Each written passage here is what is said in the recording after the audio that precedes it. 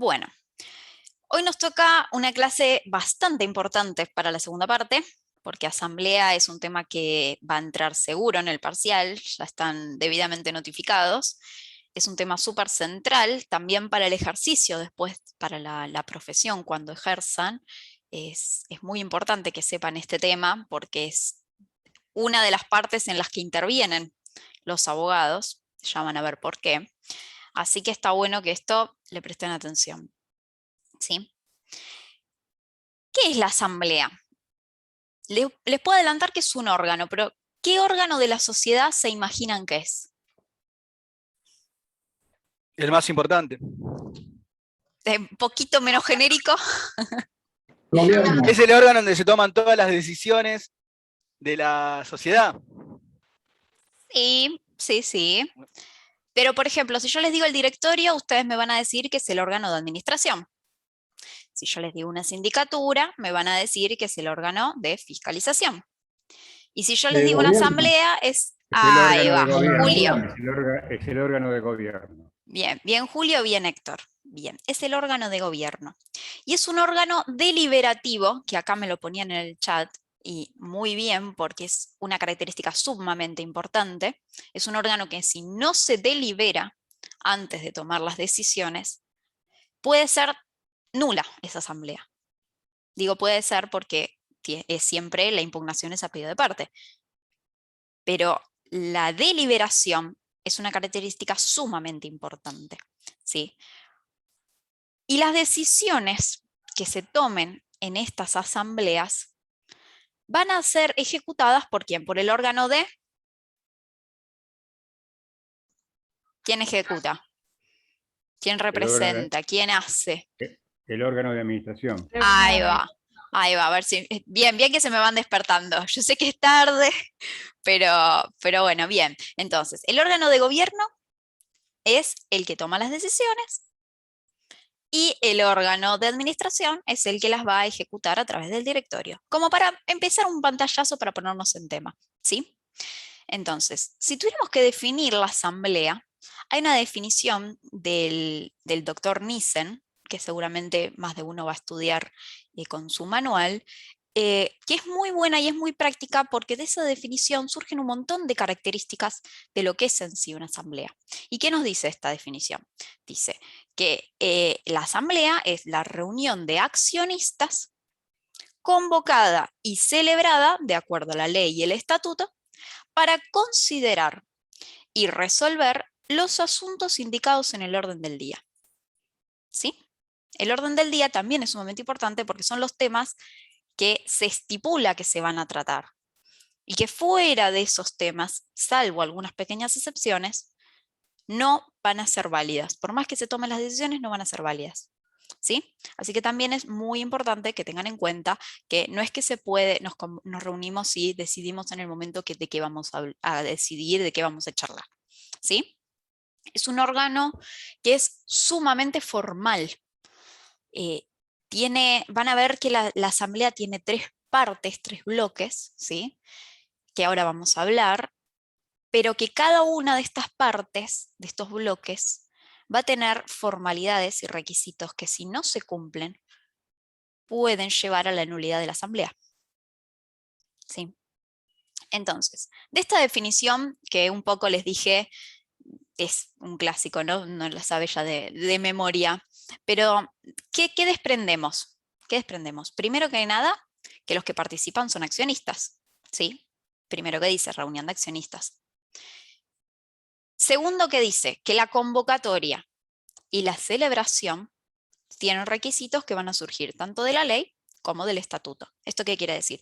Que ya la ley de sociedades nos va a marcar pautas que se tienen que cumplir, pero que a la vez el estatuto, esa sociedad, puede pactar más cosas o puede pactar mayorías distintas, más agravadas, o tiene cierta libertad a la hora de marcar sus requisitos, ¿sí?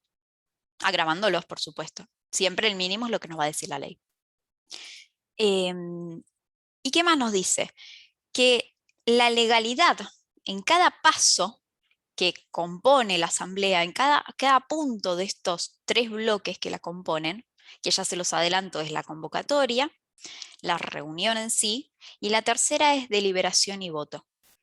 Y marco deliberación y no digo simplemente la votación por la importancia que les contaba y que lo vamos a seguir recalcando a lo largo de la clase, que lo que tiene la deliberación. ¿Sí? Entonces, otra cosa importante, Disculpe, ¿puede repetirlo? que la validez, ¿sí?, de esa asamblea va a depender de la legalidad, de la legalidad, de que se hayan hecho bien, conforme a la ley y al estatuto, cada paso que compone la asamblea, desde que se convoque bien, desde que las mayorías se tomen bien, desde que se delibere, que se vote, ¿sí?, el cómputo de los votos, todo. Cada paso que se da en la asamblea es algo que ya está previsto, o en la ley o en el estatuto, y se tiene que cumplir. ¿Sí? ¿Se entendió ahí? Bien, buenísimo. Otra cosa importante, ¿vieron cómo, ustedes ya vieron directorio? ¿O lo van a ver la clase que viene o dentro de un tiempo? Todavía no. Todavía no. Profe. Bueno, La clase que viene, que no es la otra. Bueno, les adelanto entonces. El directorio es un órgano permanente, siempre está en funcionamiento, ¿sí? Esa es otra diferencia con el órgano de gobierno. El órgano de gobierno es un órgano que solamente funciona como tal, como órgano, cuando es convocado, en principio, por el órgano de administración, el directorio, ¿sí? No es que... Doctora, una Sí, pregunta, ¿puede ser? sí. Dijo que tiene que haber el cumplimiento estricto de la formalidad que lleva a todo lo que es la conformación de la asamblea. Sí. ¿Cuál sería la penalidad en contra? La nulidad. Perfecto. La nulidad. Sí. De Gracias. hecho, después con el doctor Sura se van a ver todo lo que es impugnación de asamblea, creo que es lo más importante, más allá de que conmigo van a ver todo lo que es una asamblea, presten la atención, quédense para el final, el poco ratito que le deje al doctor Surace, porque impugnación de asamblea es sumamente importante y es, bueno, obviamente impugnaciones es donde más intervenimos los abogados, ¿sí? Me perdí en qué estaba. Sí, que no es un órgano permanente el órgano de gobierno. ¿Esto qué quiere decir? Que por más que se reúnan todos los accionistas, eso no va a ser una asamblea. Y que si se juntan, porque se cruzaron justo en el bar de la esquina, y toman decisiones, esas decisiones no van a ser tomadas, obviamente en asamblea, y no van a ser válidas ni ejecutadas por el directorio.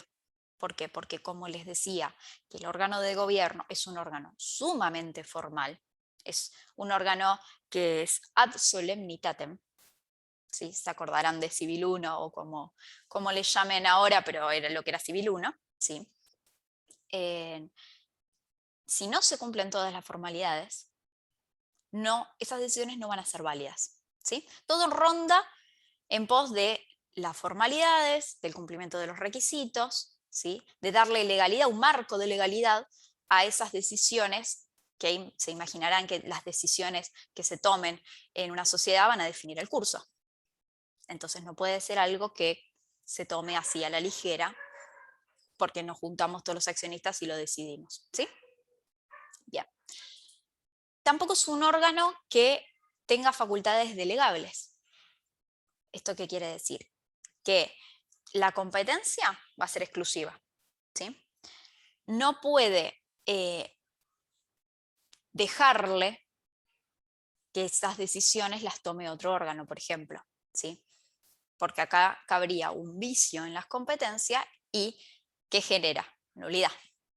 Todos siempre caemos en la nulidad, ¿sí? Y otro detalle, como para que lo tengan presente, es que el lugar en el cual se va a llevar a cabo la asamblea va a ser en la sede social o un lugar que esté dentro de la jurisdicción.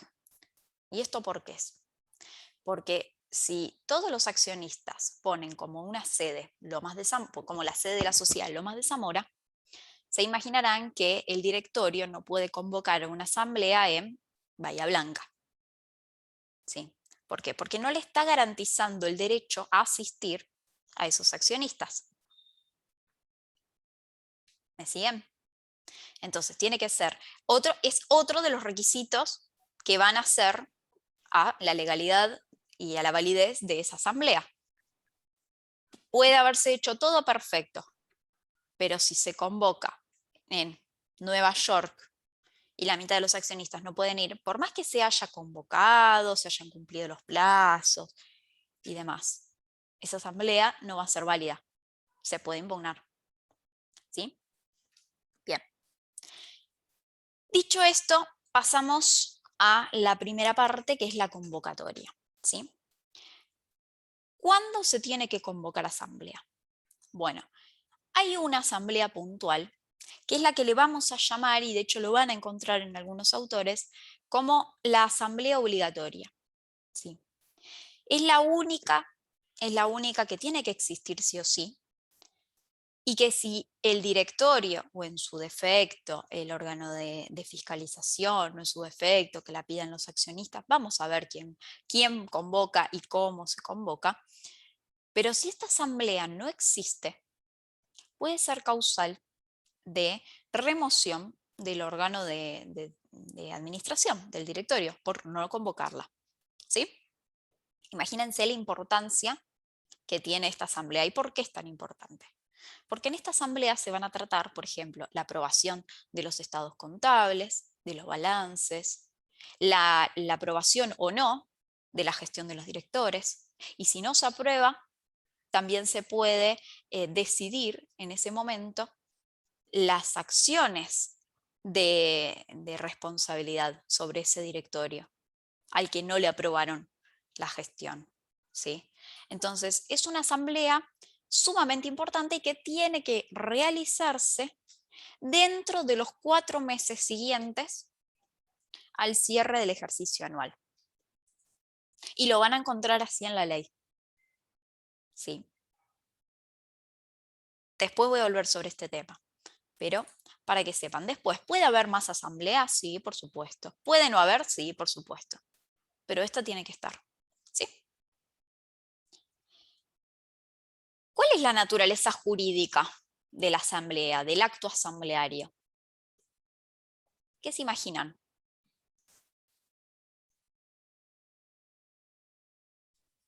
Un contrato. ¿Puede ser un acto jurídico? Ahí va. ¿Quién dijo un acto jurídico?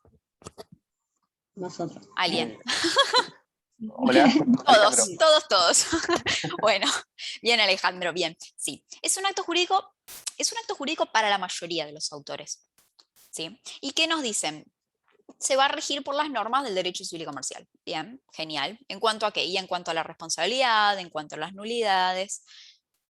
Pero no es unánime esta postura.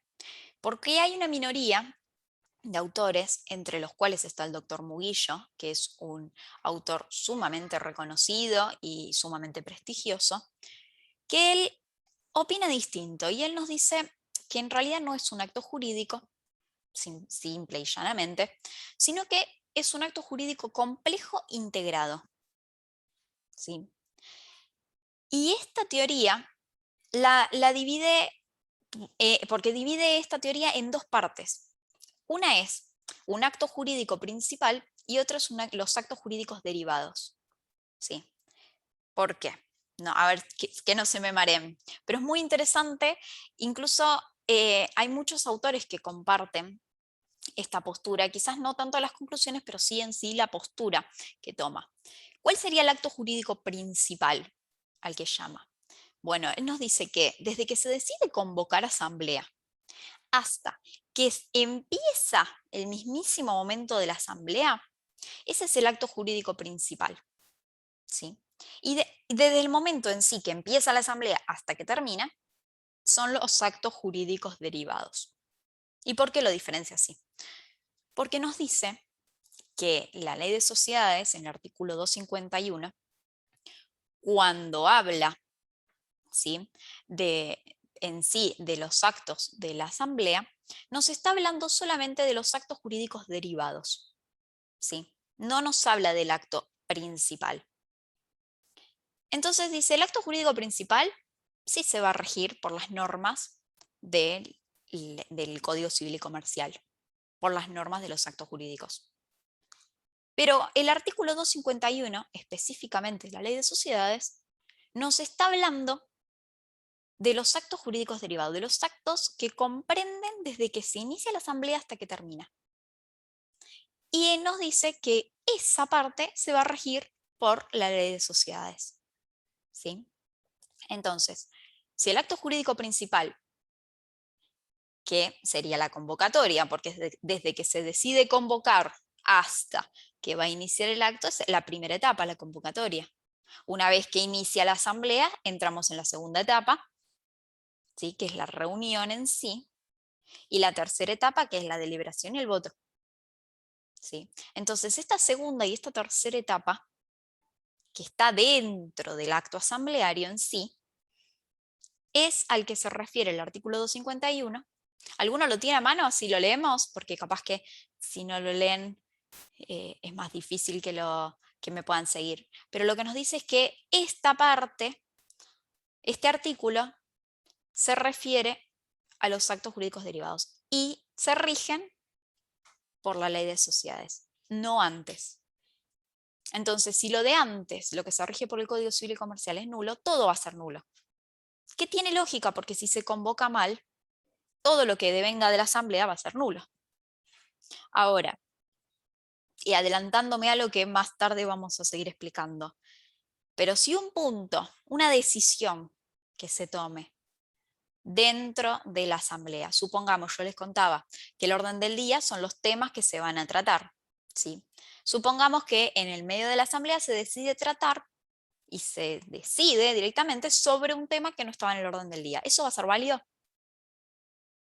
Así porque sí, fuera de las excepciones que todavía ni siquiera les conté, no va a ser válido. No, en principio no. Bueno, entonces no, todavía no pasamos el presente, Romina. Entonces, si es nulo, eso solo va a ser nulo. ¿Por qué sería nula toda la asamblea si un punto del orden del día es nulo? Supongamos. Ahora, si la convocatoria es nula, ¿tiene sentido que todo sea nulo? Si no le notifica a los accionistas, por ejemplo. Sí, porque tiene un Exacto, vicio. tiene sentido. El accesorio sigue al principal. Exacto, exacto. Entonces, esta es la teoría que nos da el doctor Muguillo, que está muy bien razonada.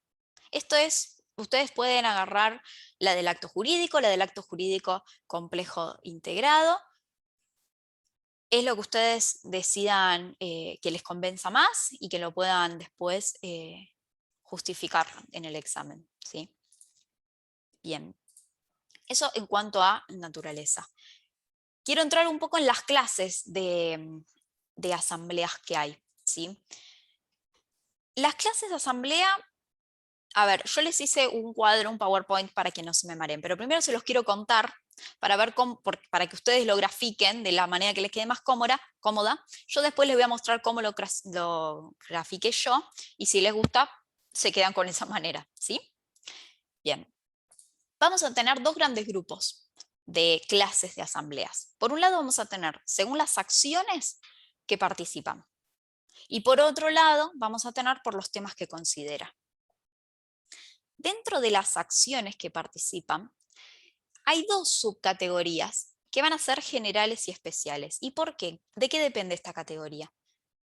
Bueno, según las acciones, ustedes ya vieron acciones y ya vieron que puede haber diferentes clases. Hay acciones privilegiadas, hay acciones preferidas, hay acciones ordinarias. Entonces, dentro de las acciones que participa, las generales son en las que participan todos, ¿sí? Participan todas las acciones con derecho a voto. ¿Estamos todos de acuerdo? Esa es la más sencilla. Soy accionista, me voy a la asamblea. Ahora, ¿qué pasa si esa sociedad tiene acciones privilegiadas, por ejemplo? Y hay algún tema que haya que tratar y decidir que solamente afecta a ese tipo a esa clase de acciones. ¿Vamos todos y votamos todos? No. No, No, esa Bien. era especial, ¿no? Exacto, esa es la especial, en la que solamente van a participar determinada clase de grupo o de tipo de acciones, que obviamente ya tienen que estar estipuladas en el estatuto, ¿no? ¿Sí? Bien. Esa es por un lado la categoría. Y dentro de las generales, que me olvidé de comentárselos, están las ordinarias y extraordinarias. ¿Sí? Ahora vamos a seguir por ahí. El otro grupo es por los temas que considera, me se trabé, por los temas que considera. Y acá se divide simplemente en ordinarias y extraordinarias. ¿Les suena? ¿Qué les contaba recién? Dentro del de las acciones que participan, dentro de las generales, tenemos ordinarias y extraordinarias. Esa es la misma clasificación, ¿sí?, que esta, por los temas que se consideran, en ordinarias y en extraordinarias. ¿Sí? ¿Cuáles van a ser las ordinarias? Bueno, las que nos va a dar el artículo 234. Este artículo anótenlo, porque es importante que lo lean, es importante que sepan qué temas se tratan en asamblea ordinaria. ¿Sí? Doctora, disculpe, 234. 234. Gracias. Sí, sí. Y el 235 son las extraordinarias. ¿Por qué es importante? Porque este artículo es taxativo. Todo lo que no diga el 234 va a ser extraordinaria. ¿Sí? Puntualmente, estos temas son de asamblea ordinaria. Todo el resto, de los cuales el artículo 235 nos da un parámetro, ¿sí?, va a ser extraordinaria. Exactamente. Sí. ¿Y saben por qué esta diferencia entre ordinarias y extraordinarias? Miren, a ver, les digo, por ejemplo, qué trata cada asamblea y ustedes me dicen a qué se les ocurre y por qué hacen esta división. En una asamblea ordinaria vemos, por ejemplo, si aprobamos el balance, los estados contables, la actuación del síndico, del directorio, un poco de todo lo que les contaba al principio, que es la asamblea obligatoria. De hecho, si se fijan, el punto 1 y 2 del artículo 234 son la que llamamos asamblea obligatoria. Esa es la asamblea que se tiene que convocar dentro de los 4 meses siguientes al cierre del ejercicio anual. ¿Se entiende esto? Bien, algunas cabezas me dicen que sí. Vamos, vamos. Entonces, se tratan, por ejemplo, esos temas. Ahora, en el artículo 235, por ejemplo, si queremos modificar el tipo social, si decidimos extinguir la sociedad y nos disolvemos y liquidamos, si queremos fusionarnos, si queremos aumentar el capital social por encima del quíntuplo, salvo para el caso de las sociedades del artículo 299, las que cotizan en bolsas. ¿Recuerdan? ¿Ustedes ya lo vieron eso? ¿O lo van a ver? Bueno, pero las del 299 siempre va a ser por asamblea ordinaria, salvo esa pequeña excepción. Pero, ¿qué sensación les da que las de asamblea extraordinaria? ¿Qué temas tratan? Los cambios sustanciales o modificaciones del contrato. Exactamente, exactamente. Son temas quizás mucho más relevantes para la sociedad que si la aprobamos o no la gestión al síndico o al director, ¿sí? Entonces, esta diferencia la vamos a tener también en las mayorías al momento de votar. La ley nos va a dividir cuáles son las mayorías para aprobar un tema en una asamblea ordinaria y cuáles van a ser las mayorías para una asamblea extraordinaria. Y no solo en las votaciones, sino también van a ver que hay un quórum para que la asamblea empiece a sesionar. ¿Sí? Bien. Para que vayan entendiendo la diferencia entre ordinarias y extraordinarias. ¿Sí? Si yo tengo que tratar, por ejemplo, un tema de una asamblea ordinaria y otro tema de una asamblea extraordinaria, ¿puedo convocar asamblea a la vez que sea ordinaria y extraordinaria? ¿Qué se imaginan? ¿O tengo que convocar dos asambleas separadas? Sí, se puede. Creo que se va a convocar como asamblea extraordinaria y se tratarán los dos temas. ¿Cómo? Me parece que lo dijiste bien. Me Pero no te imagino escuché. que se va a convocar como una asamblea extraordinaria y se van a tratar los dos temas. Exactamente, exactamente. Siempre y cuando se cumplan los requisitos de la asamblea extraordinaria, que van a ver que los requisitos son agravados, ¿sí? Como les decía, vamos a tener un quórum mayor para sesionar y vamos a tener un quórum mayor o una mayoría más agravada para la toma de decisiones, van a ver que se puede convocar a la vez asamblea ordinaria y extraordinaria, ¿sí? Bien. Eso en cuanto a asambleas. Después van a ver, en cuanto a clasificación de asambleas, ahora, después van a ver que hay algo que vamos a llamar asamblea unánime. ¿Sí? Profe, ¿Sí? ahí en ese tipo de asamblea que se convoca con los requisitos de la asamblea extraordinaria, Sí. ¿el voto también es así agravado como en la extraordinaria en temas comunes o va a ser el voto de las asambleas ordinarias? Buena pregunta. ¿Y vos qué pensás? Y yo creo que debe ser diferente, porque si son temas ordinarios no requiere tanta rigurosidad en las mayorías. Exactamente. Exacto. Exactamente. Los requisitos para la Constitución, ¿sí? Para que la asamblea pueda empezar, pueda sesionar, y los requisitos para las mayorías, o sea, en principio vamos a cumplir los de la asamblea extraordinaria, ¿sí? Porque si cumplo lo más, estoy cumpliendo lo menos, ¿sí?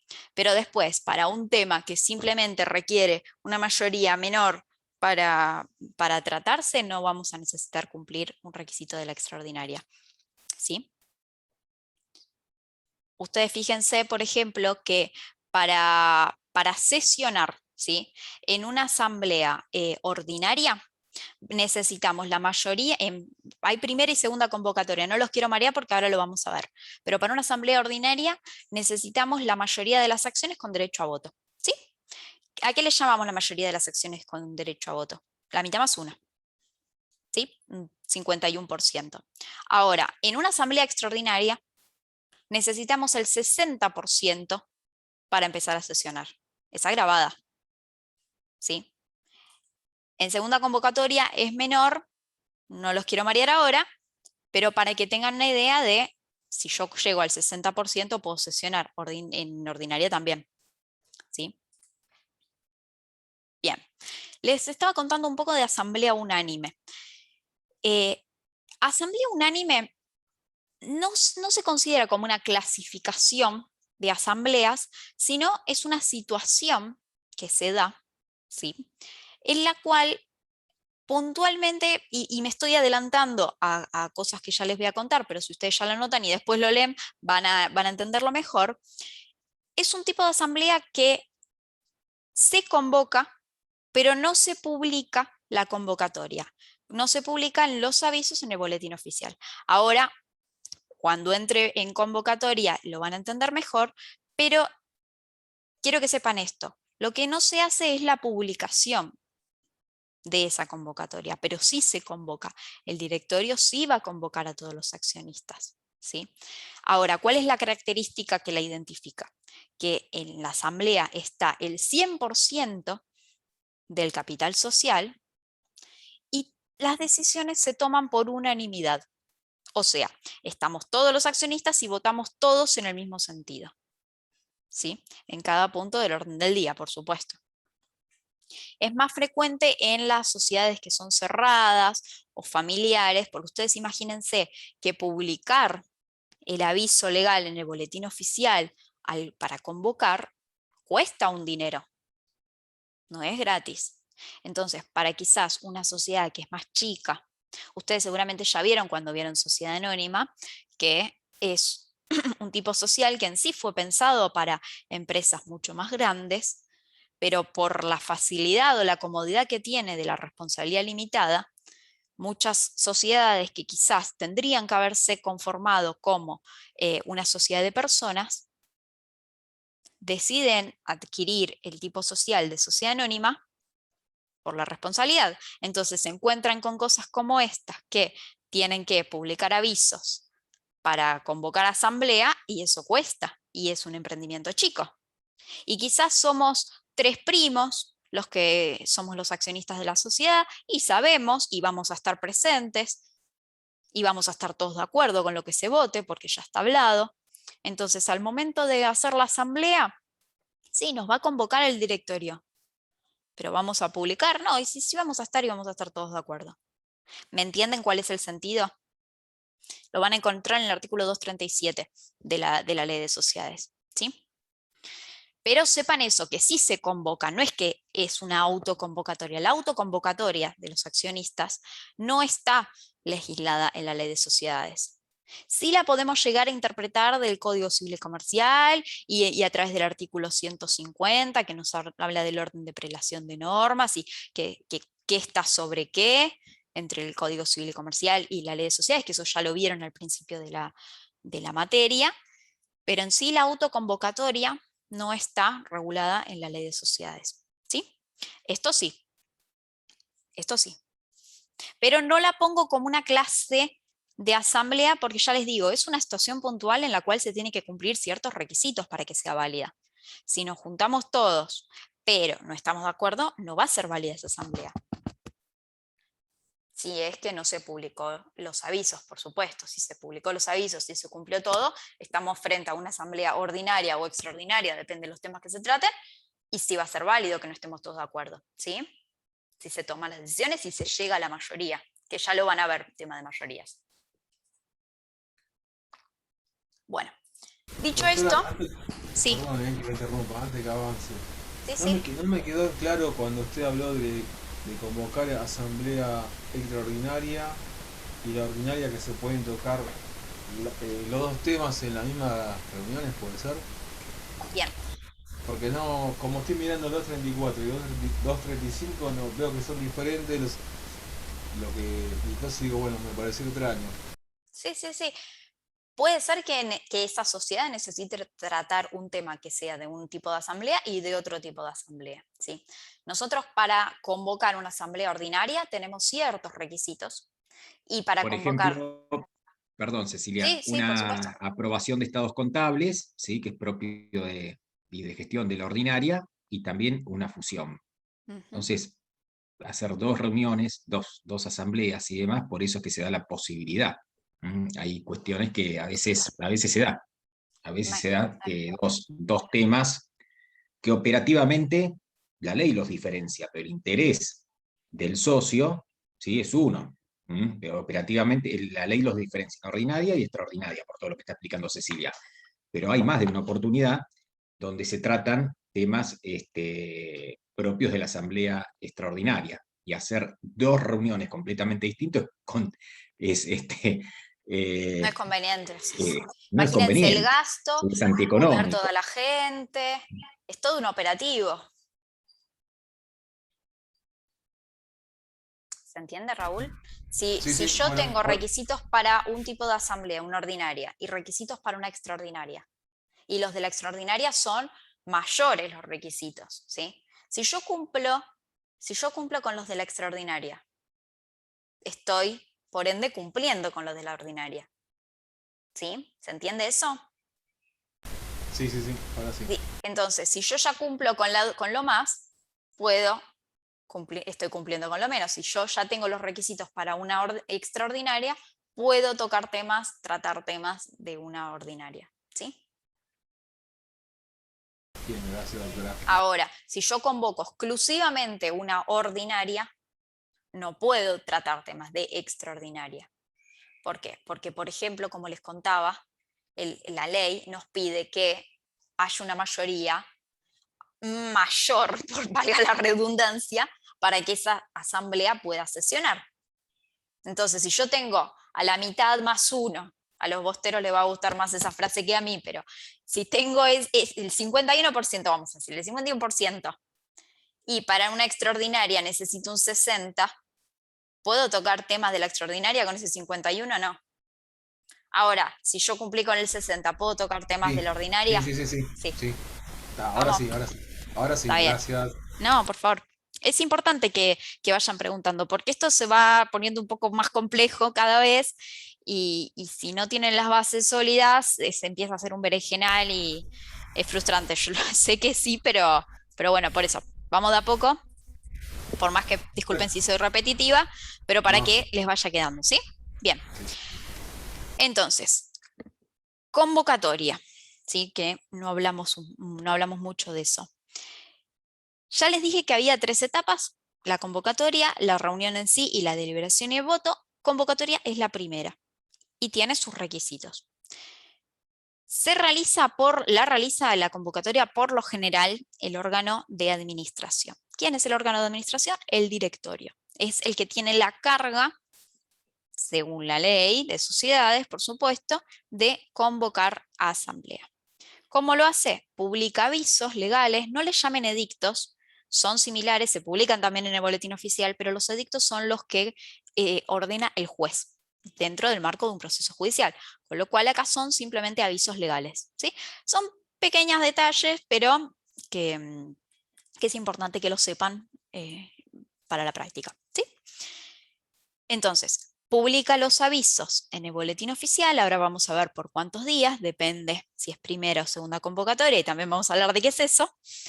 Y además, si es una sociedad de las que les contaba del artículo 299, que son las sociedades más grandes, que tienen controles más rigurosos, incluso controles estatales, también se publica en un diario de amplia circulación. ¿Esto qué quiere decir? Un diario, por ejemplo, en Lomas de Zamora, el más clásico es el diario La Verdad. ¿Alguno lo conoce? Es muy conocido en las sucesiones, cuando se publican los edictos, ahí bien propiamente dicho, es un diario popular de Lomas de Zamora y se publican ahí. Pero en estos casos siempre para el diario es solamente para las de las sociedades del artículo 299, ¿sí? Ahora, ¿el órgano de administración es el único que convoca asamblea? No. También tenemos el órgano de... ¿Alguien iba a decir algo? Me pareció. No, bueno. También tenemos el órgano de fiscalización, ¿sí? Que puede ser la sindicatura o el consejo de vigilancia.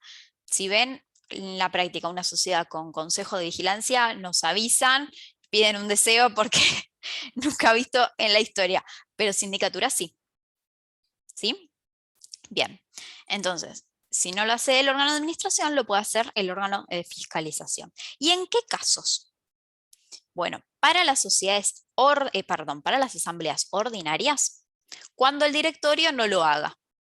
O sea, órgano de administración, el directorio tiene que convocar asamblea, no convoca, el órgano de administración, el órgano de fiscalización debe hacerlo. ¿Sí? Ahora, para las asambleas extraordinarias, cuando lo considere necesario.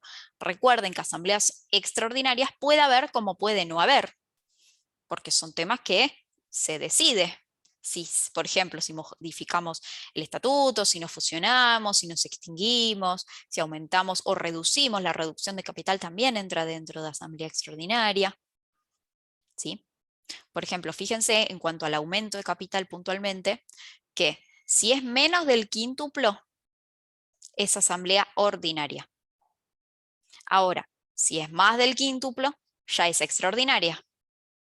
Salvo en las sociedades del 299, que siempre van a ser ordinarias. ¿Sí? Esa pequeña salvedad, que igual la tienen en la ley, en los artículos 234 y 235, pero para que sepan que justo el aumento capital se divide según si es ordinaria o extraordinaria. ¿Sí? Ahora, ¿qué pasa si el directorio no convoca, la sindicatura no convoca? ¿Qué hacemos los accionistas? ¿Nos quedamos sin asamblea? No suena muy lógico, ¿no? Lo que nos dice la ley es que el accionista puede pedirle al directorio que convoque asamblea. Así como es al directorio, también puede ser a la sindicatura, ¿sí? Pero el que tiene la carga es el directorio. Ahora, no permite que cualquier accionista vaya y le pida al directorio. La ley nos habla de un mínimo del 5% del capital social. El accionista tiene que tener el 5% del capital social para pedirle al directorio que convoque asamblea. Ahora, ¿qué pasa si los accionistas que tienen más del 5% no les interesa pedirle al directorio que convoque asamblea. Y todos nosotros tenemos pequeña, bueno, supongamos que somos 3 accionistas con un 1% cada uno, o un 2% cada uno, así me dan las cuentas. Nos quedamos sin asamblea o nos podemos juntar entre todos y pedirle al directorio. Ahí suena mejor, ¿no? Seguro. Entonces, reunir y juntar el 5% mínimo para poder solicitar. exacto, juntamos fuerzas. Entonces, todos los accionistas que quieran se pueden juntar para llegar a ese 5% y pedirle al directorio que convoque asamblea. Salvo porque también puede pasar que el estatuto fije un porcentaje menor. Quizás la ley nos dice 5, pero el estatuto diga no, con un 2%, ya pueden pedirle al directorio, ¿sí? Eso, acuérdense que una sociedad no deja de ser un contrato y hay libertad entre las partes para contractuar, para contratar, siempre y cuando no sea contrario al orden público, la moral, las buenas costumbres y todo lo que sabemos desde primer año, ¿no? Bien. Una pregunta, doctora. ¿Cómo no? No me queda claro si las asambleas ordinarias son obligatorias. ¿Por qué tengo que tener un accionista con el 5%? ¿Por qué tengo que juntar más del 5%? Si pasa el año y no se convoca ni el órgano de administración ni el órgano de fiscalización, o sea, es una falta a lo que dice la ley de sociedades. Y es una causal de remoción. Si tengo menos del 5%, ¿tengo que pedir tengo que iniciar una acción de remoción directamente? No, a ver, el 5% es un porcentaje que nos pone la ley para que los accionistas puedan pedirlo. Porque vos acordate que es una sociedad anónima que está pensada para grandes empresas. ¿Sí? Entonces, si yo compro una acción y tengo un 0,00, no le puedo ir a pedir al directorio que convoque asamblea, porque esto estamos hablando no solo para la obligatoria, ¿sí? Sino que para cualquier asamblea que el accionista quiera convocar. Entonces, no te quedes solo con la obligatoria. Sí, para el resto me quedó claro, pero si es para la obligatoria, ¿qué es lo que pasa si es para la obligatoria? Esa es la pregunta. Te devuelvo la pregunta, Walter. Por más, es decir, el accionista, ¿sí? ¿Puede convocar?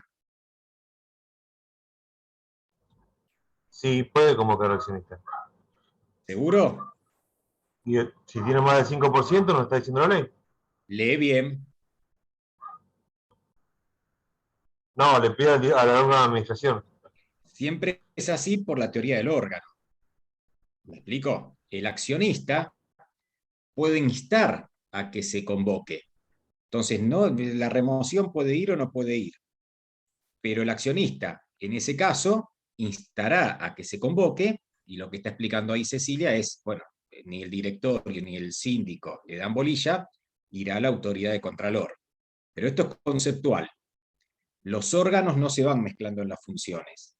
Entonces, el accionista puede instar a la convocatoria, aún en la obligatoria, desde ya, que si una ordinaria no la convocan es una falta grave, ¿no? Claro, es la única que tengo la duda, la ordinaria es la única que tengo duda, la otra me queda clarísimo. Está bien, pero es la misma regla, es decir, por la gravedad del asunto, no reemplazan las competencias de los órganos. No sé si soy claro, es decir, el accionista, ¿sí?, que integra el órgano de gobierno, jamás va a poder convocar. ¿Sí? Jamás va a poder convocar. Sino que puede instar a convocar. Insta a convocar. ¿Por quién va a convocar? ¿El director o el síndico? ¿Me explico? Si ahí no convoca, irá a la autoridad de contralor o a la autoridad judicial. Pero precisamente porque hay que tener muy en claro estas divisiones, ¿sí?, en cuanto a los órganos. Que sea gravísimo que no convoque, es cierto. Ahora, no le compete al accionista. ¿Por qué? Porque también decía Cecilia algo muy cierto. Es decir, después lo vamos a ver un poco más adelante. Pero acá las minorías, ¿sí?, ahí habla del 5%, podés hablar del 2%, porque puede ser menos también. la que sean, no necesariamente siempre van a estar bien miradas o están siempre a favor del interés social. Por eso hay determinadas limitaciones como para darle entidad al pedido, ¿sí? Porque acá es claro, justo una ordinaria me estás hablando, ¿me entendés? Que no habría manera, no habría por qué no convocarla. Pero también los porcentajes se ponen como para poner un límite, ¿sí? A aquello que aquel que no tiene realmente un interés social, no tiene un interés en la sociedad, no obstaculice, ¿sí? Por otras cosas que, por ejemplo, denuncias que se pueden hacer ante la sindicatura, que lo vamos a ver en la próxima clase. ¿Me explico? O el Consejo de Vigilancia. Esa es la lógica, ¿sí? Justo acá lo aplicás en esto que parece, ¿y por qué no puede convocar? Bueno, no puede convocar precisamente porque es el órgano de gobierno, ¿sí? Para eso está el órgano de administración, que es el natural o el síndico.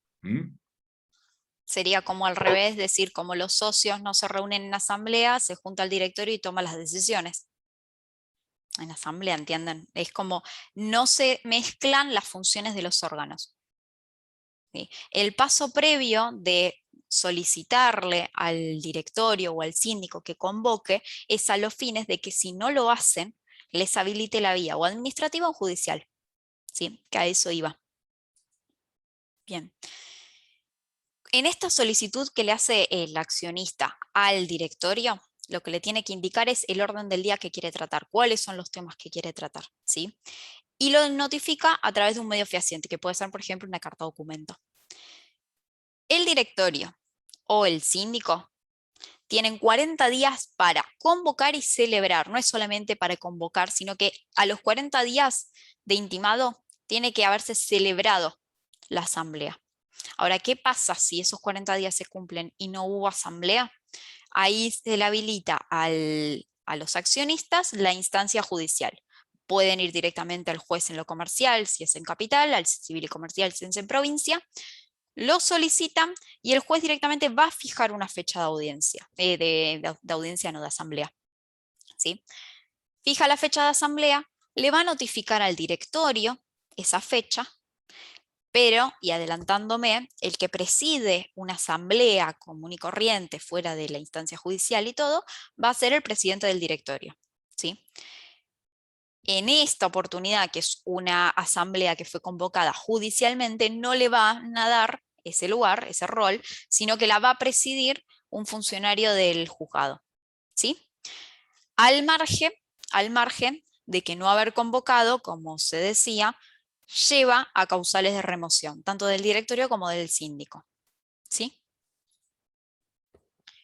Bien. Después, primera y segunda convocatoria no les hablé, ¿no? No hablamos de qué era eso. Bien.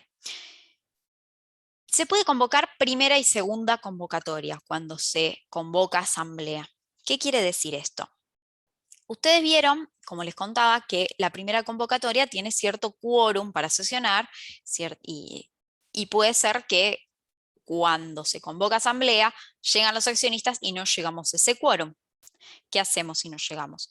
Tenemos que dejar, no se puede llevar a cabo la asamblea, tenemos que volver a convocar, volver a hacer todo, pagar otra vez los avisos, poner una fecha, organizar la sede social, todo para llevar a cabo la asamblea. Entonces, la ley nos permite hacer una primera y segunda convocatoria.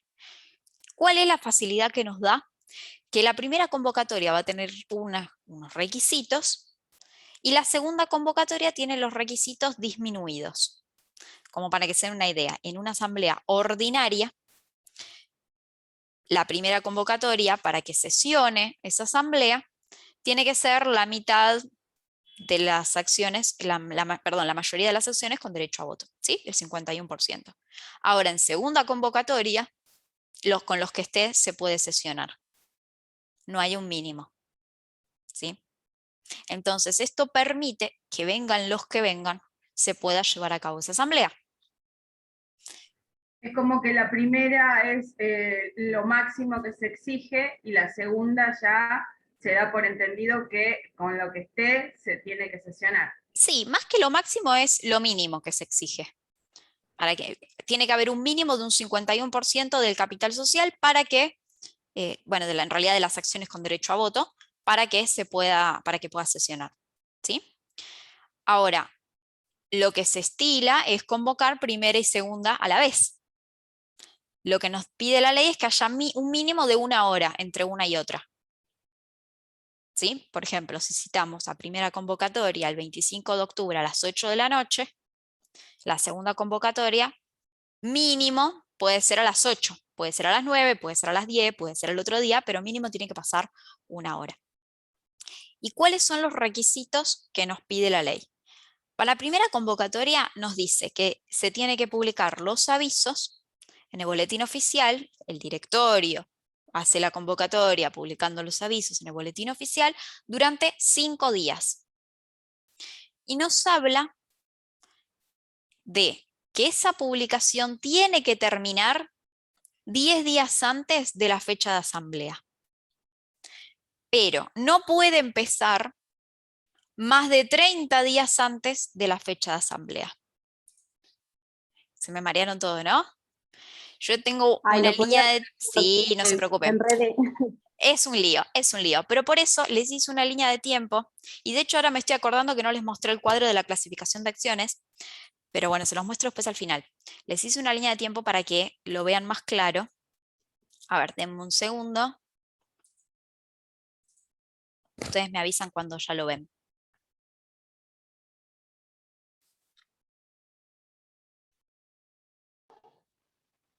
Ahí se puede ver, doctora. Sí, ya se ve, doctora. Buenísimo. A ver si lo puedo poner en pantalla grande.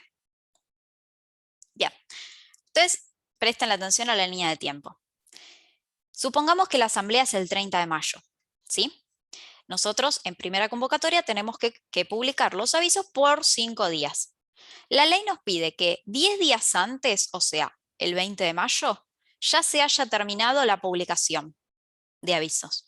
¿Sí? ¿Por qué? Esto tiene que ver con que, lo que vamos a ver más adelante, que hay que confirmar asistencia, y esa confirmación de asistencia tiene que ser 3 días hábiles antes de la fecha de asamblea, con lo cual, si uno quiere mandar una, no sé, una carta documento avisando que va a asistir, o tiene que ir con el escribano, bueno, cosas que ya vamos a hablar más adelante, tiene que tener un plazo mínimo como para que el accionista o vaya a ver un abogado, para que... Por eso ahí empezamos a entrar nosotros en acción. Tiene que haber un plazo mínimo como para que se pueda organizar este accionista. Pero, con el mismo fundamento, no puede ser mayor a un mes antes. O sea, que como muy temprano podemos empezar a publicar el 1 de mayo. Sí, nos dice 10 días de anticipación y no más de 30 días antes, porque imagínense si publicamos avisos 5 días en enero para una asamblea que se va a celebrar en octubre y se olvidan, no avisan, medio un caos. Entonces, dentro del 1 y dentro del 20, elijan los 5 días que quieran, pero durante 5 días hay que publicar los avisos, ¿sí? ¿Qué tiene que contener ese aviso? Tipo de asamblea, fecha, hora, lugar, el orden del día y los recaudos para la concurrencia, ¿sí?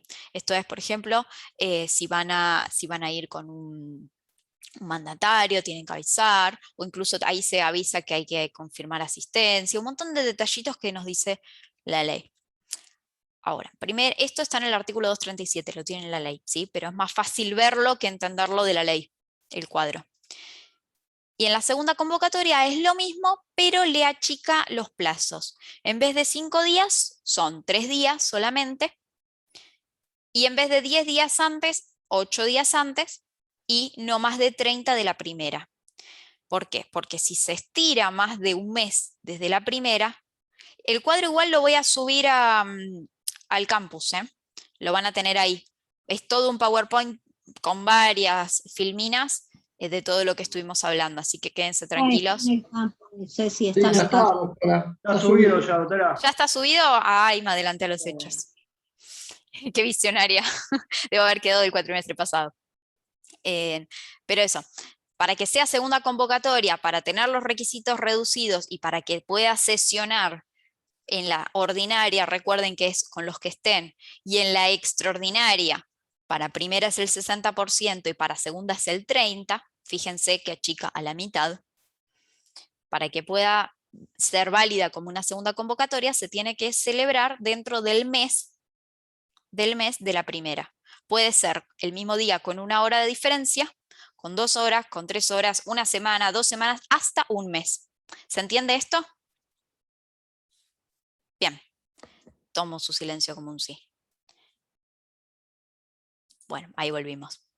Entonces, se puede convocar primera y segunda. Recuerden igual que para que se pueda convocar primera y segunda a la vez, tiene que permitirlo el estatuto, ¿sí? Tiene que estar autorizado ya de antemano, expresamente que surja del estatuto, ¿sí? Y tiene que haber mínimo 1 hora de diferencia.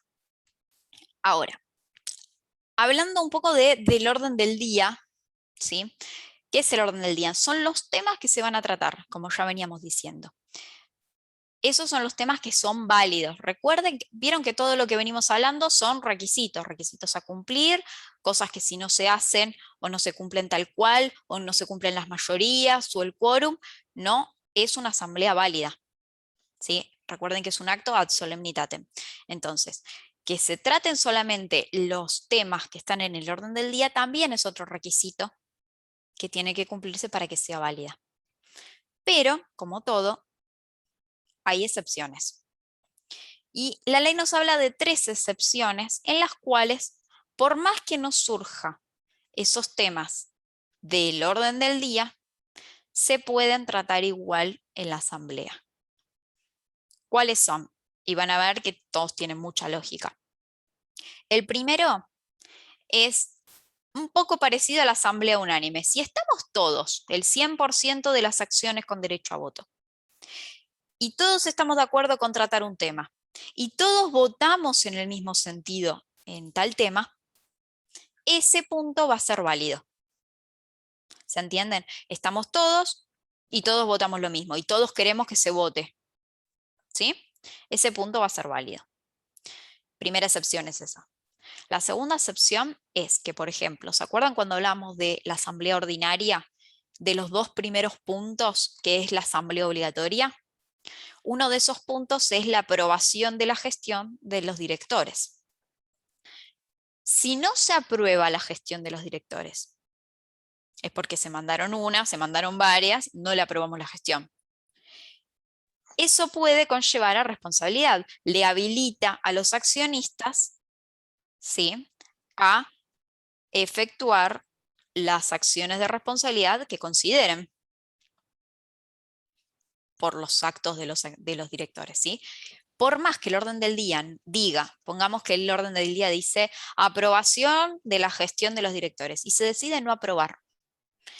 Como no se aprueba, se puede tratar las acciones de responsabilidad. Si se aprueba, no, porque no tiene sentido. Si yo le apruebo la gestión, no le voy a generar una acción de responsabilidad. Pero si no la aprobamos, por más que el orden del día no diga tratar las acciones de responsabilidad que correspondan en caso de que no se apruebe la gestión del directorio, se puede tratar. ¿Por qué? Porque deviene de un punto del orden del día, ¿sí? Es consecutivo. Esa es la segunda excepción. Y la tercera es muy sencilla. El acta de asamblea, que ya vamos a hablar, el acta de asamblea la tienen que suscribir 3 accionistas. Puede surgir del orden del día quiénes son esos 3 accionistas que van a firmar, o puede que no, y en ese caso se decide en el momento y es totalmente válido por más que no surja del orden del día. Entonces esas 3 serían las excepciones a el orden del día y que van a ser válidas. No se puede impugnar eso porque no surja del orden del día, ¿sí?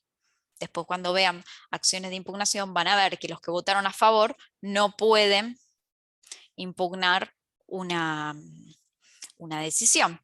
Entonces, si por ejemplo, el primer caso, justo iba a hablar del primer caso. Primer caso, si estamos todos, decidimos que se trata un tema y todos votamos unánimemente significa todos igual, ¿sí? Unánimemente decidimos tratar y aprobar tal cosa o decidir tal cosa, si como todos votamos en determinado sentido, ¿quién la va a impugnar? ¿Sí? Salvo, me van a decir, pero si hubo un vicio en la voluntad. Sí, por supuesto, pero yendo a las normas generales. No puede impugnar una asamblea quien votó a favor. ¿Sí? Y ya les spoileé tu tema, Adrián, disculpa. Bueno. Y después me queda hablar un poco de lo que es la comunicación a la asistencia, que se los comentaba un poco al principio cuando veíamos la convocatoria y les decía que mínimo tiene que haber 10 días desde la terminación de la publicación de los avisos hasta que se llega a la asamblea. Y esto es algo súper importante porque es una carga que tienen que cumplir los accionistas, que nos dice la ley. Y a nosotros, los abogados, nos importa más que nada porque si no se cumple este requisito, el accionista no puede entrar a la asamblea. La sociedad le puede prohibir el ingreso a la asamblea. Ustedes imagínense el día de mañana que los viene a ver un cliente porque se enteró a través del boletín oficial de que va a haber una asamblea, ¿sí? Y lo vienen a ver como para que los asesore o para que los acompañen. Y ustedes no les avisan que tienen que confirmar la asistencia 3 días hábiles antes de la fecha de la asamblea. Entonces llega el día de la asamblea, van ahí con su cliente y no los dejan entrar. Primero es un papelón, primero que nada. Y segundo, lo más probable es que pierdan el cliente. Y ni hablar de que les pueden llegar a iniciar una mala praxis. Sí, es un poco exagerado, pero nunca se sabe el cliente loco que les puede tocar, ¿sí? Entonces, es algo que es importante que ustedes lo sepan, lo tengan bien en claro, porque acá nosotros intervenimos, ¿sí? El artículo 238 nos dice que, primero nos hablaba del depósito de las acciones. Ustedes ya saben, porque ya vieron acciones, que hoy en día todas las acciones son nominativas no endosables. Pero cuando las acciones eran al portador, o eran nominativas endosables, el accionista tenía que ir esos 3 días antes y depositar las acciones en la sociedad. ¿Por qué? Porque el que era la única manera de acreditar quién era el accionista. ¿Sí? Al portador o endosables, la sociedad en ese momento en el que recibía el cartular anotaba en el libro quiénes eran los accionistas y quiénes iban a concurrir.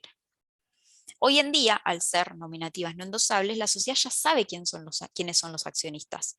Pero de todas maneras se pide ya no que se depositen las acciones, porque no tendría ningún sentido, pero sí que se avise quiénes van a asistir.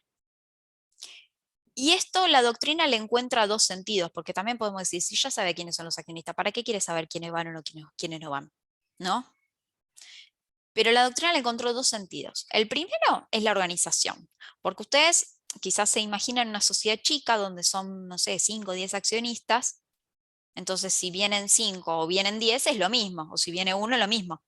Pero imagínense una sociedad grande donde son 600, 700, 1000 accionistas, no es lo mismo que vengan 5 que vengan 1000. Por una cuestión de organización, no sé, si va a ser una asamblea muy larga, no sé, contratar un catering, o sillas, o incluso pensar en seguridad, ¿sí? Es como más complejo. Entonces, por un lado, por un tema de organización, el confirmar asistencia encontraba como un sentido por ahí.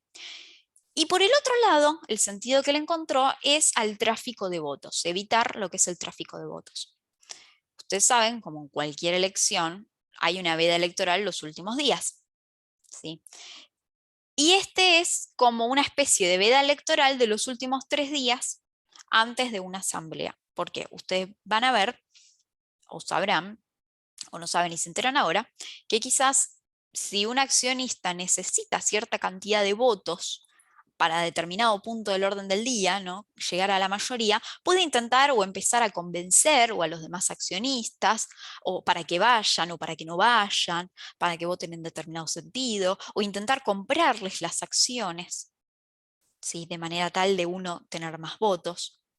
Entonces, al confirmar la asistencia, al confirmar quiénes son los accionistas que van a ir, por más que uno le venda las acciones o desde el otro lado compre las acciones, no puede ejercer los votos de esas acciones para esa asamblea. ¿Por qué? Porque si yo dentro de esos 10 días, de esos 3 días, vendo mis acciones, yo ya no soy más accionista. No puedo votar en la asamblea. Y del otro lado, la persona que las compró no confirmó asistencia por esas acciones, porque ya pasaron ya estamos fuera del plazo de estos 3 días. Entonces tampoco va a poder ejercer los votos por esas acciones. Esas acciones quedan a los fines de esa asamblea, no se vota, ¿sí? Con lo cual se evita de cierta manera estos artilugios de último momento, ¿sí? Estos son los sentidos que le fue encontrando la doctrina. Ahora, la comunicación tiene que ser, la comunicación de asistencia tiene que ser por un medio fehaciente. ¿Cuál es la clásica? La carta documento.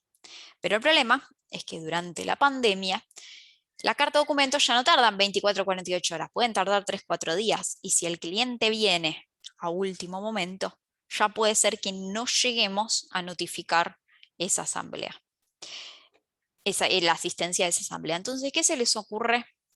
¿Cómo se les ocurre que se puede llegar a notificar? Lo más sencillo sería escribirle. El mail. ¿Qué? No. El correo electrónico, de Un manera electrónica no mail. se puede. Por un mail. El correo electrónico es un tema. ¿Por qué? Porque el correo en sí no es un medio fehaciente. La única manera de que sea un medio fehaciente sería que yo les mande un mail y del otro lado me manden un mail acusando recibo. Ahí sí. Pero eso va a depender de quién tengamos del otro lado.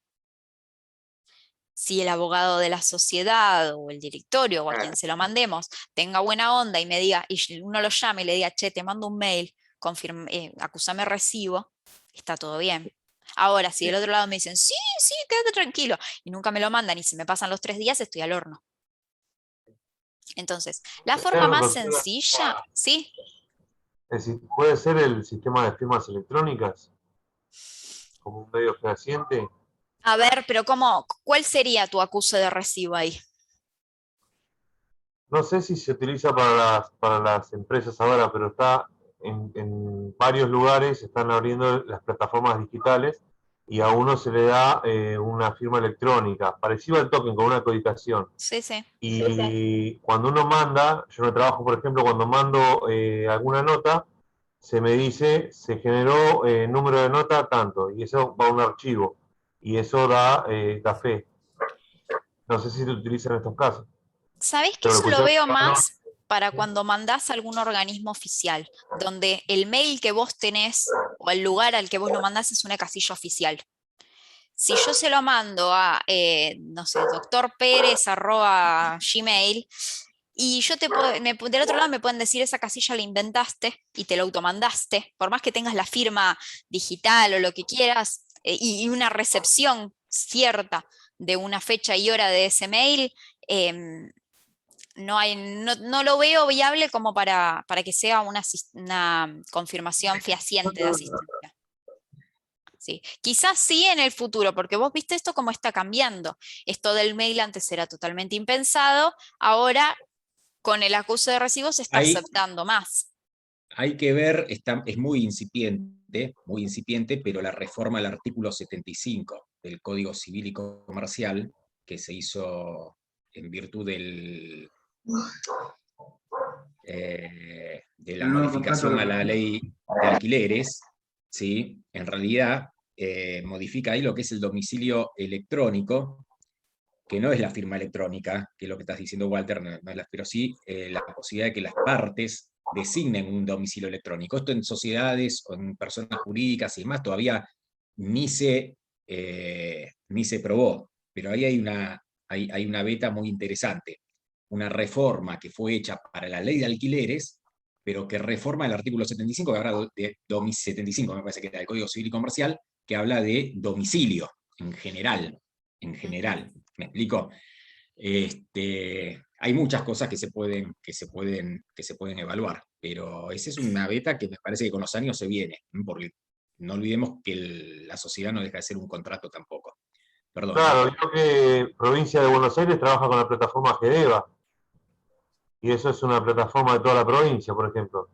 Sí, pero bueno, es dentro de lo que decía Cecilia, dentro de la administración. Y era la antigua, es decir, cuando yo trabajaba en el Estado, lo que era la inicialización, ¿no? Cuando le inicializabas al funcionario público el proyecto de lo que se trate, ¿no? Del acto administrativo, lo que fuere. Pero sí, pero lo que pasa es que entre privados está. A ver, nosotros tenemos la ley, perdón, Cecilia, No, por favor. La ley de firma electrónica, porque pero es muy incipiente en el ámbito privado. Es muy incipiente en el ámbito privado. Recordad que estamos hablando del ámbito privado, de sociedades, asociaciones civiles, y bueno, ahora estamos hablando específicamente de sociedades anónimas. A mí me parece que se viene el tema los invito a leer el artículo 75, a ver qué interpretan ustedes, ¿sí? Pero para lo contractual me parece que se viene esa posibilidad sin caer en lo que es la firma electrónica y demás, que todavía está muy lejos de la gente común, como nosotros, ¿sí? Que uno tiene el token, pero porque es abogado, ¿me explico? Pero la firma digital o la firma electrónica están un poco lejos. Está bien que eso, en todo lo que es el tema bancario, lo usamos, que es la cuestión de identidad y demás, tiene que ver con eso. Pero bueno, la verdad que no sé por qué me metí en esto, porque igual, Cecilia, seguí. Pero No, es pero sí, a ver, está bueno llevarlo eso. al día de hoy, como fue cambiando No, todo. es que es tarea. Vos hablabas de lo que se viene, y me parece que es eso, ¿me entendés? Porque esto de la carta documento de gastar, perdón que me meta así, pero al cliente hacerle gastar 800, 900, 1000 mangos por un envío que tal vez vos previendo podías haber tenido un mecanismo que la ley te da, es importante, ¿no? Es importante. Lo que pasa es que no es plata nuestra. El tema es cuando uno asesora. Yo creo que en esto no está muy, digamos, recién es incipiente, pero creo que nosotros como abogados, comercialistas y demás, lo que se viene es esto, ¿me entendés? Sobre todo el tema de la inmediatez en la comunicación y demás, de que llegue y que y de que un juzgado no lo objete, como decía muy bien Cecilia, no, un mail no es fehaciente ahora, no es de ninguna Lo mismo manera. que WhatsApp, Digo, contestándole a Mili, tampoco. De hecho, en la justicia se ha aprobado, se ha intentado notificar demandas por vía WhatsApp y tampoco ha funcionado. No es un medio fehaciente. Tendríamos que en estos casos invitar al Congreso, todo por Zoom. Bueno, también en materia de sociedades también ha sido un tema debatible porque, como les decía, la asamblea se tiene que llevar a cabo en la sede social o en la jurisdicción, dentro de la cual está la sede social. Este año que fueron por Zoom, ¿no? ¿Cuál es la sede social? ¿Estamos dentro de la jurisdicción? ¿Cuál se podría tomar? Unos podrían decir, bueno, donde está el que los invita. En este caso, que es el usuario del doctor Balonas, tendríamos que decir que está donde vive él. O, como estoy hablando yo, está donde estoy yo, y en un rato está donde está Adrián. Entonces, son temas muy debatibles. Lo mismo si este es un acto entre presentes o es un acto entre ausentes. Todo muy debatible, todo cambió de golpe y es adaptar lo que tenemos. Y tampoco vamos a empezar a hacer nulas todas las asambleas que se hicieron por Zoom porque no había otra posibilidad. O sea, esto es un caso de fuerza mayor de acá a la China. Tanto que estudiamos caso fortuito, fuerza mayor, acá tenemos uno. La pandemia es por excelencia. Es interesantísimo lo que estás diciendo, Cecilia, porque después, cuando fueron pasando meses, por resolución, por mera resolución, por simple resolución, la autoridad de Contralor autorizó estos tipos de encuentros. Y es que aunque no lo autorizaran, ¿quién la impugnaría? O sea, sería muy ilógico impugnar algo que es la única posibilidad. Por supuesto, pero es un ejemplo donde el derecho, donde los hechos se lo van llevando puesto al derecho cuando las sociedades no avanzan. ¿Me explico? Pero es muy, muy, muy interesante. No sé por qué terminamos acá, Cecilia. Pero la verdad no tengo la menor idea, pero bueno. Con la virtual, la jurisdicción como que se caería, porque la jurisdicción es a los efectos de que los accionistas puedan participar de la asamblea. Sin duda. Y en cambio, si se hace de forma virtual, la jurisdicción como que no se cae. No, tiene otro sentido el tema de la jurisdicción también, cuando sacando el tema del Zoom. Lo vamos a ver la otra clase, pero tiene que ver con esto, con que la asamblea, ¿sí? El órgano de gobierno, se tiene que reunir en la sede. ¿Por qué? Porque es el lugar, ¿sí?, donde todos confluyen. Imagínate que una parte, poner que sean 1000 accionistas, y 502 se pongan de acuerdo en hacerlo en Corrientes. vos tenés 499, ¿sí? Que no pueden viajar porque son de Ushuaia. Tiene que ver con la concepción física de la, ¿cómo se llama? Del acto. Claro, por eso Mauro decía, al hacerse por Zoom, estés donde estés, en cualquier parte del mundo, todos pueden concurrir, porque nadie se tiene que trasladar. Por un simple Sí, corte de seguro. luz, por ejemplo, se cae el requisito de la unanimidad, por lo que veníamos charlando. En un unánime sí, y si se quiere agregar al orden del día en una ordinaria, por ejemplo, también. Sería un tema corte de debatible, luz, habría que ver, no ingresé, sí. Claro, ¿me explico? claro. No lo vio el hospedador, digo por Zoom porque tenemos Zoom, pero puede ser Me cualquiera. entendieron mal el También voto porque la se cortó la conexión. La inseguridad que genera todavía me parece que es enorme. Sí. ¿sí? La ¿Se inseguridad que reúnen genera en es enorme. Corrientes? Olvídense. Si se reúnen en ¿Cómo? Corrientes, en verano, no hay luz, no hay conectividad. Estoy acá, no sé cómo, ¿eh? Y sí, bueno, y si tenés Telecentro ni te digo. Todos los días se cae. Bueno, nada, al margen, nos recontra fuimos de tema. Pero a lo que iba es, a ver, la manera más fácil saliendo de la carta documento es ir con un escribano, con el cliente, ir a la sede social y dejar constancia de que se comunica la asistencia a la asamblea. Sale su dinero, por supuesto. La otra manera más sencilla y un poco más económica sería hacerle una nota al cliente que vaya o acompañarlos y pedir amablemente que por favor me pongan fecha y hora y un sellito o algo. Pero bueno, de ahí ya dependemos de la buena voluntad. Por eso recuerden que estos 10 días es a los fines de o la carta documento o el escribano, o ir a pedir por favor, o mandar un mail y que por favor nos contesten.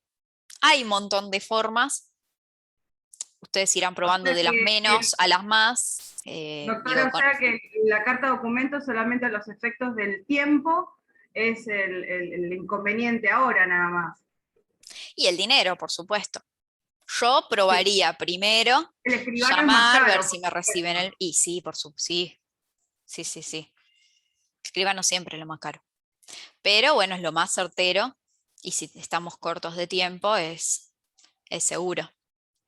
De todos modos, en los últimos tiempos, si bien este es un requisito súper riguroso de la ley, y la sociedad puede no dejarnos entrar, en el último tiempo hubo algunos fallos, no le voy a decir que grandes mayorías, pero hubo una tendencia a flexibilizar esta rigurosidad de no dejar entrar. Por ejemplo, hay un fallo muy conocido donde los accionistas eran dos, eran un matrimonio cuando se inició la sociedad, divorciados a la fecha, Adrián se ríe porque lo conoce, en el cual el hombre era el presidente del directorio, convoca asamblea. El matrimonio, nada más. Ahí ya, el matrimonio en general conozco, me imagino lo que puede ser después del matrimonio, nada más. Digo, bueno, imagínate, excónyuges y con una sociedad de por medio, y no se llevaban muy bien, al parecer. Porque lo que el marido o exmarido convoca asamblea, la ex esposa lo llama y le dice sí voy a ir, pero no confirma asistencia por ningún medio fehaciente. Ese día va y el hombre no lo deja entrar. Y hace la asamblea y decide todo lo que tenía que decir, que no recuerdo en este momento cuáles eran el orden del día. Y ella impugna, alegando que él sabía muy bien que ella iba a ir, que tenía las llamadas, todo, pero no había confirmado. Y en primera instancia le dijeron que no, le rechazaron la demanda de impugnación, pero en Cámara lo dieron vuelta y en Cámara dijeron que no había que ser tan rigurosos, que si bien como eran dos accionistas, el otro sabía bien que ella iba a ir y que no dejarla entrar, incluso habiendo ido, era un excesivo rigurismo y de excesiva formalidad, y le anularon la asamblea. Así que hay un grado de tendencia se puede llegar a impugnar. Esto ¿sí? es, digamos, es un fallo de curiosidad, Claro. Pero la ley lo dice claro. Ustedes no... Es si viene un minoritaria, cliente, no por digan, supuesto. no, mira, hay un fallo que a la señora, entonces anda igual porque vos ya le avisaste a... No. No. No, por pero supuesto, por es un supuesto. fallo hermoso, muy que genera todo esto lo que dice Cecilia. Pero notificar tienen que notificar. Sí.